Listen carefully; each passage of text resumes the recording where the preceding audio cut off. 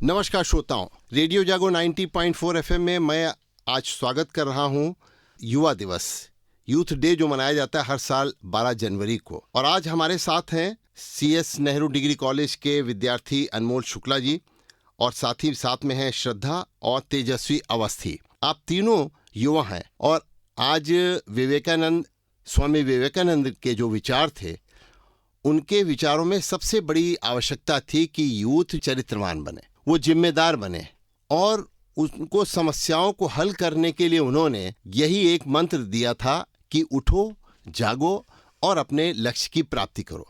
तो आज आप बताइए अनमोल शुक्ला जी कि कितना यूथ जो है, युवा, वो चरित्रवान है और किस तरीके से उनकी समस्याएं हैं और उन समस्याओं को दूर करने के लिए वो किस तरीके से विवेकानंद के विचारों को अपने जीवन में आत्मसात कर रहा है या नहीं कर पा रहा है। सर, जैसा कि आपने कहा कि विवेकानंद जी का विचार था कि उठो, जागो और तब तक न रुको जब तक अपने लक्ष्य की प्राप्ति न हो जाए।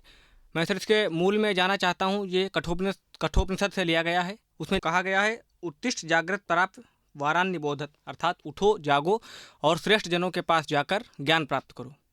तो यहीं से स्वामी विवेकानंद जी ने ये बात ली और उन्होंने अपना एक जीवन का नया मंत्र दिया। स्वामी जी को अगर देखा जाए तो कम उम्र में उन्होंने देश को जागृत किया और दुनिया में भारत का परचम लहराया। और शिकागो की जो भाषण उनका था वो तो जगत प्रसिद्ध है। एक उनको बहुत कम समय दिया गया था, सन्यासी भेष में अपना गए थे, तो आखिरी में कहा गया कि ये तो भारत से आया है, तो बस उसमें देश भी अपना गुलाम भी था, तो कहा गया कि ये तो ऐसे ही है, मतलब अब इनका क्या, इनको आखिरी में रखा जाएगा।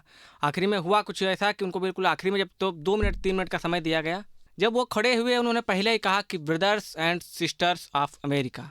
उसके बाद लगभग 5-6 मिनट तक नॉन स्टॉप तालियां बजती रहीं। जो हमारी भारतीय परंपरा रही है वसुधैव कुटुंबकम की, उसका उन्होंने पालन किया और उन्होंने कहा कि जितने भी दुनिया में व्यक्ति हैं वो सभी हमारे भाई बहन हैं। उनके तमाम ऐसे विचार हैं जिनसे हमको आज प्रेरणा लेने की आवश्यकता है। उनके जो विचार हैं उनसे वो प्रतिभा उनके अंदर वो तेज था, उन्होंने बचपन से एकत्रित किया। संयम से, नियम से, धारणा, ध्यान, समाधि से, योग से उन्होंने ये चीज़ें अर्जित की और देश को आगे बढ़ाने का काम उन्होंने किया। आज अगर देखा जाए तो सबसे बड़ी बात यह है कि हम लोग पढ़ें और आगे बढ़ें और तथ्यों का विवेचन करें। किसी के सर कहने से ना किसी बात को माने कि ये सही है या ये गलत है, आप खुद उसका परीक्षण करिए। वो स्वामी जी यही कहते थे कि आप खुद देखिए क्या सही है क्या गलत है, निर्णय कीजिए और अपने लक्ष्य को प्राप्त करने के लिए हर संभव प्रयास। जैसा आपने कहा, आज का युवा वो हर चीज शॉर्टकट में चाहता है। तो श्रद्धा जी ये बताइए कि आज युवाओं के लिए विवेकानंद के जो विचार थे कि हर यूथ को जिम्मेदार होना चाहिए और उन्होंने कहा कि भारत विश्व में अपना स्थान रख सकता है तभी जबकि यहाँ का युवा वो जिम्मेदार बनेगा,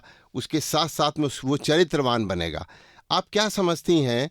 आप एक यूथ हैं और जो आपके साथ में और बहुत सी बालिकाएं हैं, तो किस तरीके से आज उनके विचारों में विवेकानंद के कोई विचारों की एक चीज भी आई है? जी धन्यवाद सर। जैसा कि हम सभी जानते हैं कि विवेकानंद जी का जीवन बहुत ही संघर्षों से भरा हुआ था। उनके जीवन से प्रत्येक नवयुवक को प्रेरणा लेनी चाहिए, ऐसा मेरा मानना है। कविता तिवारी जी की कुछ पंक्तियां हैं दीदी की, मैं पढ़ती हूँ कि कथानक व्याकरण समझे तो सुरभित छंद हो जाए, हमारे देश में फिर से सुखद मकरंद हो जाए, मेरे ईश्वर मेरे दाता श्रद्धा मांगती तुझसे, युवा पीढ़ी संभल करके विवेकानंद हो जाए। हम कहना चाहते हैं कि विवेकानंद जी के जो विचार हैं वो प्रत्येक नवयुवक को अपने अंदर समाहित करने चाहिए ताकि न सिर्फ भारत वरन अपने राष्ट्र को पूरे वैश्विक स्तर पर उसकी प्रगति को हम लोग करें। तो कुछ लाइनें मैं और पढ़ना चाहती हूँ कि प्रथम संबोधन प्रणाम विश्व भावना को प्रज्ञा की प्रथाओं में विवेकानंद जिंदा है, एक जहरीला झोंका क्या कर लेगा हमारा राष्ट्र की हवाओं में विवेकानंद जिंदा है। तो काफिला कपूतों का करेगा क्रूर कर्म पर, काफिला कपूतों का करेगा क्रूर कर्म पर,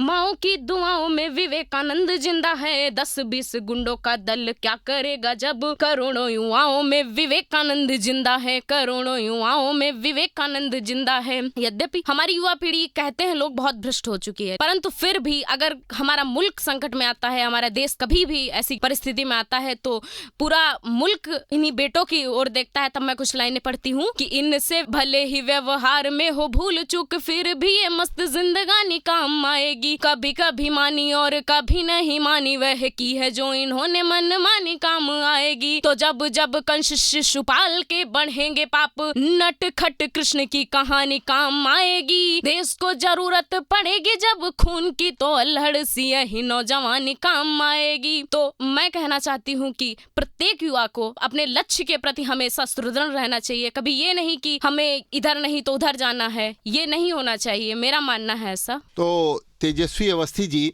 जैसा कि अभी बातचीत हो रही थी, स्वामी विवेकानंद ने युवाओं को उनकी समस्याओं का हल के लिए उन्होंने ये कहा कि केवल सुविधा नहीं बल्कि संघर्ष और अनुशासन जीवन में लाना आवश्यक है।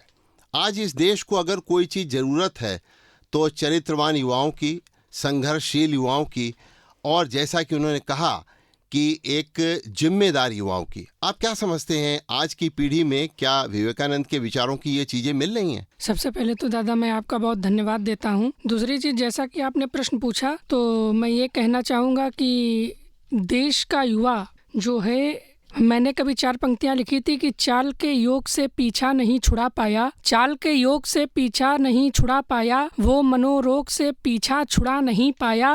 विवेकानंद तो बनने की चाह रखी पर आदमी भोग से पीछा नहीं छुड़ा पाया। तो कहीं ना कहीं भोग की हम लोग जब बात करते हैं वो किसी प्रकार का हो, चाहे हमारी जुबान का भोग हो, चाहे काम वासना का भोग हो। स्वामी विवेकानंद जी जब मतलब हम लोग उन्हें पढ़ते हैं तब हम लोग कहीं ना कहीं देखते हैं उनके विचारों से, उनके आत्मकथा से, उनके भाषण से हमें ये सीखने को मिलता है कि पहला हमें भोग से दूर होना पड़ेगा। दूसरी चीज मैं ये कहना चाहूँगा, जो युवा पथभ्रष्ट हो रहे हैं, सब नहीं कुछ हो रहे हैं, उसमें कहीं ना कहीं आधुनिकता बहुत बड़ा महत्व रख रही है, बहुत बड़ा रोल प्ले कर रही है। चाहे वो कपड़ों के माध्यम से आधुनिकता हो, चाहे वो फोन के माध्यम से हो, जैसा भाई अनमोल ने कहा रील के माध्यम से हो। और तीसरी चीज मैं ये, बाकी तो सबने कह दिया, तीसरी चीज मैं ये कहना चाहूँगा कि सिर्फ भाषण से, सिर्फ रिकॉर्डिंग से, सिर्फ 30 सेकंड की रील से हम पढ़कर सीख सकते हैं, लेकिन जब तक हम उन्हें अपने जीवन में धारेंगे नहीं, सब निरर्थक है, सब कचड़ा है। कि मानचित्र आज की स्थिति पर मैंने ये लिखा कि मानचित्र मन का विचित्र रूप ले रहा है, मन ये पवित्रता से दूर जा रहे हैं जी। चिंतन मनन मन मंदिर से मुक्त कर अश्लीलता से हाथ को मिला रहे हैं जी, अश्लीलता से हाथ को मिला रहे हैं जी। चिंतन मनन मन मंदिर से मुक्त कर अश्लीलता से हाथ को मिला रहे हैं जी। तो जिसने अहिंसा से जगाई चेतना थी, उसे राष्ट्र का विरोधी खुल के बता रहे हैं जी। तो हमारा देश का युवा इस दिशा में चला गया। अगर दोष देखा जाए तो कहीं ना कहीं शासन का है, प्रशासन का है। हालांकि शासन और प्रशासन अपना काम कर रहा है, जो शासन व्यवस्था है उसने ऐसे चित्र, ऐसी वेबसाइट्स पर रोक लगाने का काम किया है, लेकिन जिसकी प्यास होती है वो वहां तक पहुंची जाता है, चाहे वो सही दिशा हो चाहे वो गलत दिशा हो, जिसे जो देखना है वो देख ही लेता है। तो कुल मिला के मेरे कहने का सार यही है कि हमें खुद में ही सुधार करना पड़ेगा। एक संस्था है शांतिकुंज, उसका एक नारा मुझे याद आता है कि हम सुधरेंगे युग सुधरेगा और हम बदलेंगे युग बदलेगा। तो अगर हम चाहते हैं कि ये हमारा समाज सकारात्मक हो, ऊंचाइयां चढ़े और हमारा देश विकासशील से विकसित हो, तो कहीं ना कहीं हमें शुरुआत खुद से करने की आवश्यकता है। तो देखिए, आज भी युवाओं के लिए स्वामी विवेकानंद के विचार प्रासंगिक हैं, और आज भी युवा चाहे जितनी आधुनिकता की दौड़ में हो, अगर उनके बताए हुए मार्ग पे चले तो उसको जीवन में ही सफलता नहीं मिलेगी, बल्कि राष्ट्र को भी आगे बढ़ाने में वो एक प्रेरणा का काम कर सकता है। तो रेडियो जागो 90.4 FM की ओर से मैं अभय शंकर गौड़ आज हमारे स्टूडियो में राष्ट्रीय युवा दिवस पर स्वामी विवेकानंद के विचारों की प्रासंगिकता पर जो हम लोगों ने विचार व्यक्त किए, उसमें हमारे साथ अनमोल शुक्ला जी, श्रद्धा और तेजस्वी अवस्थी जी को हम बहुत बहुत धन्यवाद देते हैं। बहुत बहुत आभार।